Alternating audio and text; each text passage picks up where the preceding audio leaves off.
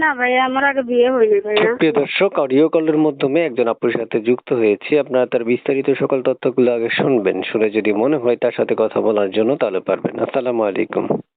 ওয়ালাইকুম সালাম। কি নাম আপু? একটু জোরে কথা বললেন, কি নাম আপু? কি আমার নাম? নাম হই আমার নাম হচ্ছে আকলিমা। আকলিমা আপুর বয়স কত? আমার বয়স হচ্ছে 19।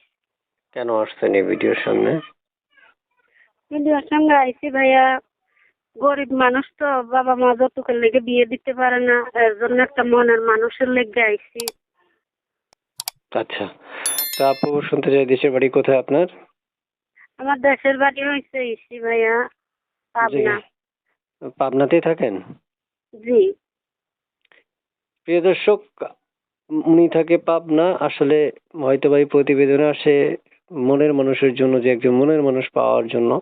আপনারা অবশ্যই মনের মানুষ যারা আছেন বা যারা চাচ্ছেন মনের মতো একজন মানুষ বা বিয়ে করার জন্য একজন মানুষ বা মেয়ে খুঁজতেছেন, তারা এই নাম্বারে ফোন দিতে পারবেন। এই ভিডিওটা তাদেরই জন্য আজকে, যারা ভালো একজন মনের মানুষ খুঁজতেছেন কিন্তু পাচ্ছেন না, তাদের জন্য এই ভিডিওটা। তারা অবশ্যই পুরো কথাগুলো আগে শুনবেন।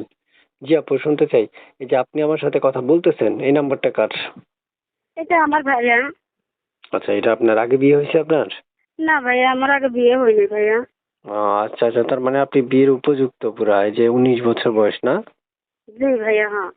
প্রিয় দর্শক, 19 বছরই বয়সে আপু এই প্রতিবেদনে এসেছিলেন শুধু একমাত্র মনের মানুষের জন্য। তো আপনারা কি করবেন? আপনারা স্ক্রিনে দেওয়া একটা নাম্বার থাকবে, সেই নাম্বারে যোগাযোগের মাধ্যমে তার সাথে কথা বলতে পারবেন। আপু পড়াশোনা কতটুকু করেছেন আপনি? 5 পর্যন্ত ভাইয়া। 5 পর্যন্ত? হুম। এখন প্রিয় দর্শক যদি আপনাকে অপেক্ষা করতে বলে, করবেন? তাতেও কোনো সমস্যা নেই, অপেক্ষা করব। অপেক্ষা করবেন না? হুম। আচ্ছা, প্রিয় দর্শক, উনি অপেক্ষা করতেও রাজি আছে। তাহলে আর লেট করে নয়, আপুকে ফোন দিতে হয়। তো ভালো থাকেন আপু, আল্লাহ হাফিজ। ওয়ালাইকুম আসসালাম।